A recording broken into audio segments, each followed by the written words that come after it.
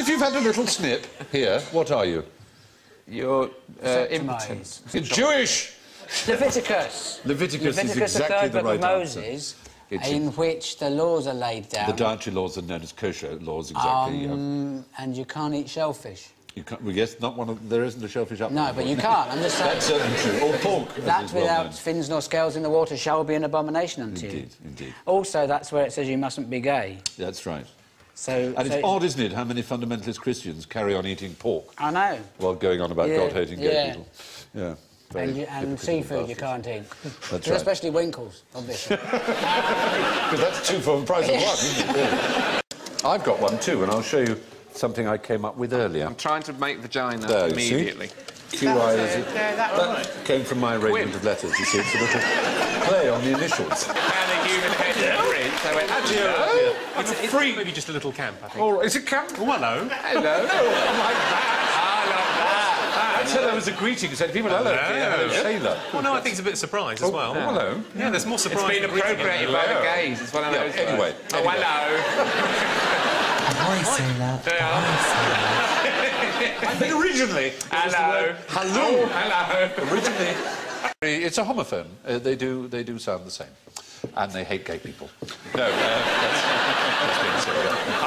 No, there's not hatred of gay people, it's fear of gay people. Fear or hatred, Fergus, yes, yes. One thing I learnt during the vagina monologues is that the clitoris is the only organ in the male or female body that's designed purely for pleasure. Just that's the only thing. It's just decoration. Just there, the decoration. In my case, of course, that's true of the penis too.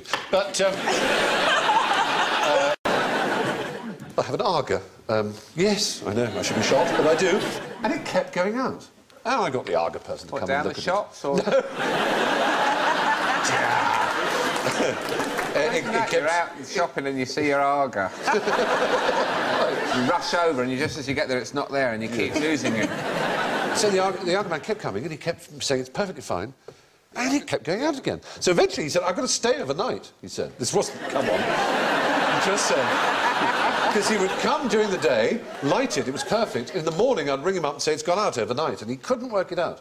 And what it turned out was, it was an owl would roost on the top of the cowling of the flue, because it liked the warm air up it or whatever.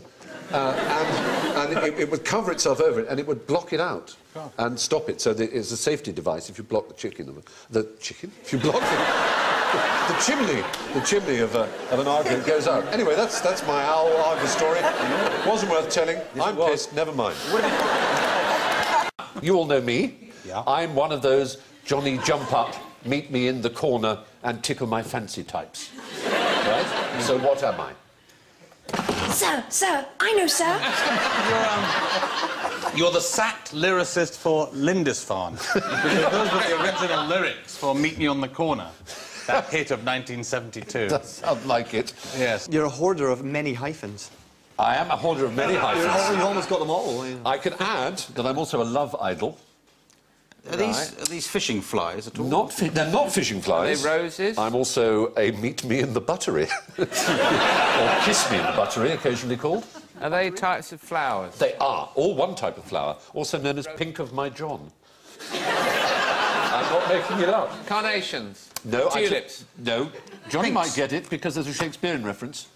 The flower that men do call love in idleness. Ah, yes. Some dead men's fingers call. It's in Romeo and Juliet. No. The Dream. The Dream. The Midsummer Night's Dream. Yes. Come back, you're all floated up like in a balloon above it. All right. Yeah. So it's a flower, it's called Kiss Me in the Buttery, Jump Up, Jack, Tickle My Fancy, Love in Idleness, Heartsease, Pink My John. Oh, yes. And Dale Winton. So what am I if I'm all those things? I am a pansy. Yes! I am a wild pansy. And there are more folk names for the wild pansy than for any other flower. The word pansy actually comes from the French pensée, as a thought. Yes. Or an idea, because they're supposedly good for the memory. Pansies. Eating them? Can you eat them? Well, yes, indeed. A refreshing tea, which is supposed to be good for the complexion and clearing phlegm, made from pansies. And yet Pascal's book, Pansies, didn't sell very well, did it? No, it didn't. No. It didn't. No. One person in the audience knows that Blaise Pascal wrote a book called Pensée. Sir, I know, sir. Yes, there were 200 at the last count, 200 names for the wild pansy. Well, Aristotle believed that You should always make love facing the north because the strong icy winds from the north helped conception and made for strong babies, apparently. Who should be facing the north? Those couples kind of facing line the themselves. Well, I mean, surely it's usual. I mean, you don't do it like that, do you? Or like that? Oh, I see. Like that. Ah. What prevented Henry VIII from marrying Lord Pembroke? Joe. Lady Pembroke. Very good. Yeah.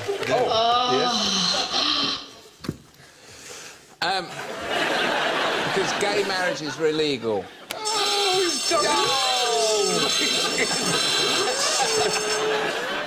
No, the fact is he actually did marry Lord Pembroke, eventually. He married Lord Pembroke. Yes, he did. Was Lord Pembroke a nickname for...